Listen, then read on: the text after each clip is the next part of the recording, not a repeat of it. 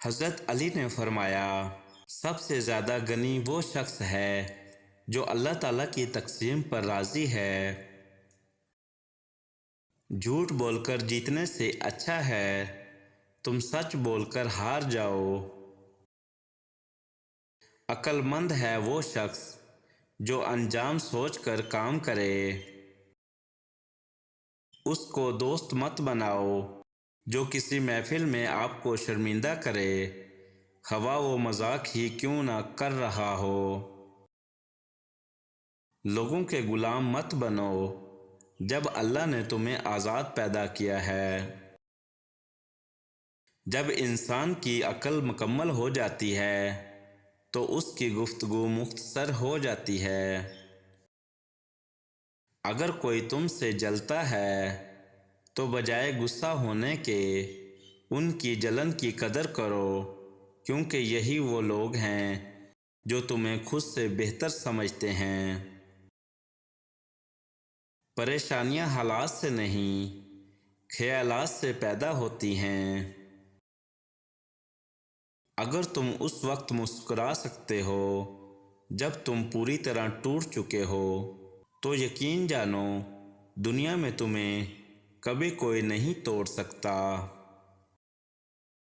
دوست کے ساتھ اس نمک کی طرح رہو جو کھانے میں دکھائی نہیں دیتا، لیکن اگر نہ ہو تو اس کی کمی بہت محسوس ہوتی ہے۔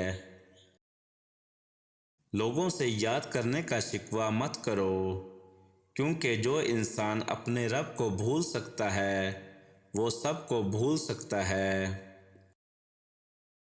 اچھے لوگوں کا تمہاری زندگی میں آنا تمہاری قسمت ہوتی ہے اور انہیں سنبھال کر رکھنا تمہارا ہنر۔ جب طاقت زیادہ ہو جاتی ہے تو خواہش کم ہو جاتی ہے۔ جس سے محبت کی جائے اس سے مقابلہ نہیں کیا جاتا۔